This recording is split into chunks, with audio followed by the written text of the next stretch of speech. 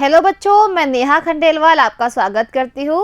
बच्चों, हम पढ़ रहे हैं कक्षा 4 और गणित विषय में हमारा 6वां अध्याय है आकृतियाँ। तो बच्चों, आज हम वृत्त के बारे में पढ़ेंगे। बच्चों, पिछली कक्षा में हमने देखा था कि वृत्त किसे कहते हैं। गोल बंद आकृति क्या कहलाती है? वृत्त। अब देखते हैं बच्चों कि वृत्त को हम किस तरह से बना सकते हैं। देखिए बच्चों, हम अपने चारों तरफ कई आकृतियाँ देखते हैं। बच्चों, हम हमारे घर पर, हमारे आसपास कई तरह की आकृतियाँ देखते हैं, जैसे चूड़ी, पहिया, थाली इत्यादि की सहायता से हम वृत्ताकार आकृतियों को बना सकते हैं।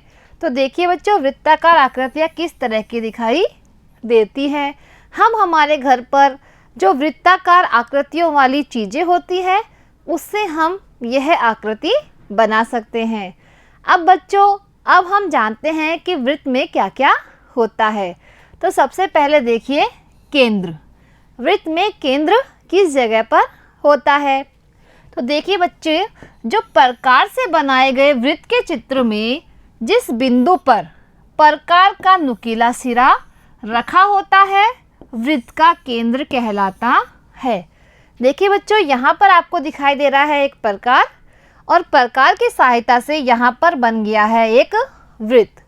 अब देखिए बच्चों, जो प्रकार का नुकीला सिरा है वो कहाँ रखा हुआ है? वो रखा हुआ है वृत्त के बिल्कुल बीच में। इसे बोलते हैं केंद्र। बच्चों, जो वृत्त का केंद्र होता है वो वृत्त के बिल्कुल बीच में होता है, और उस केंद्र से सभी स्थानों की दूरी बिल्कुल बराबर होती है।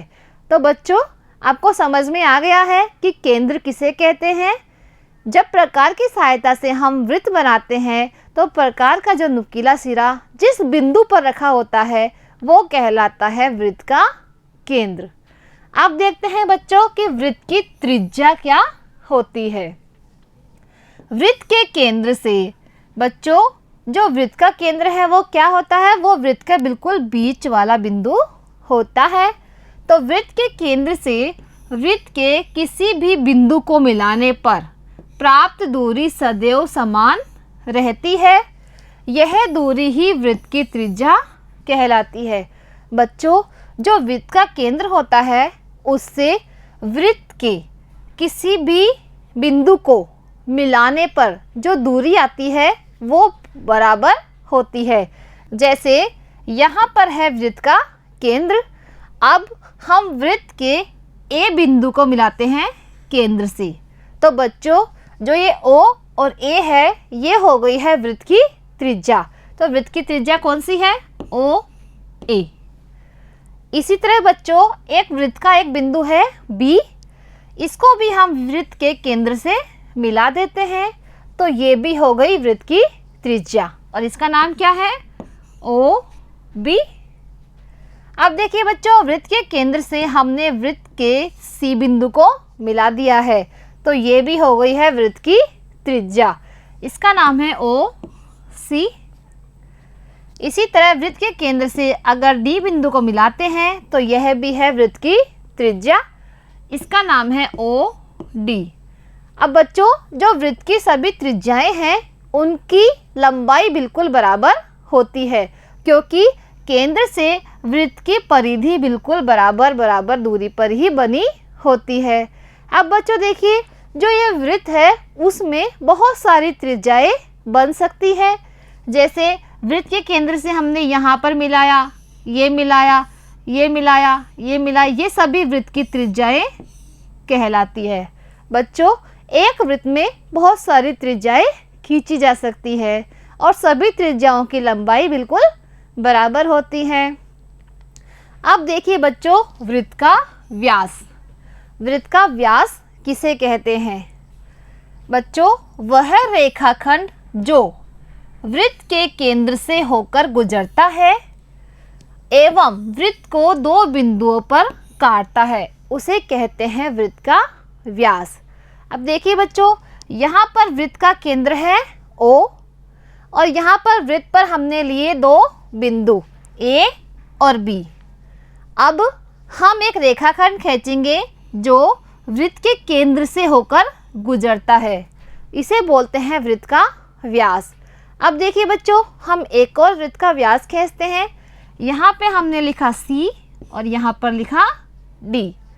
अब बच्चों ये वृत्त के दो बिंदु है और अब एक रेखाखंड खींचेंगे जो वृत्त के इन दोनों बिंदुओं को मिलाएगा, लेकिन वो वृत्त के केंद्र से गुजरना चाहिए। तो खींचते हैं बच्चों। ये देखिए बच्चों, तो ये भी क्या हो गया, वृत्त का व्यास हो गया है। इसी तरह बच्चों इस वृत्त में हम बहुत सारे व्यास खींच सकते हैं। एक यहाँ पर ये दो बिंदु हैं, इनको भी मिलाया और वृत्त के केंद्र से गुजरे, तो इसे भी बोलते हैं वृत्त का व्यास। तो बच्चों इस वृत्त में जो व्यास है उनके क्या क्या नाम है? एक है A, B और एक है C, D। अब बच्चों आप समझ गए होंगे कि जो वृत्त का व्यास होता है वो वृत्त की त्रिज्या के 2 गुना होता है। और वो 2 गुना कैसे होता है? जैसे यहाँ पर वृत्त का केंद्र है O से A की लंबाई कहलाती है वृत्त की त्रिज्या और O से B की लंबाई भी कहलाती है वृत्त की त्रिज्या। तो व्यास है वो 2 त्रिज्या के बराबर हो गया है, इसलिए व्यास त्रिज्या का 2 गुना होता है और त्रिज्या व्यास की आधी होती है। तो बच्चों आज हमने वृत्त के बारे में पढ़ा और वृत्त के बारे में हमने क्या क्या सीखा है? वृत्त का केंद्र, वृत्त की त्रिज्या और वृत्त का व्यास। तो बच्चों अगली कक्षा में हम हमारी प्रश्नावली 6 हल करेंगे। आज के लिए इतना ही। धन्यवाद।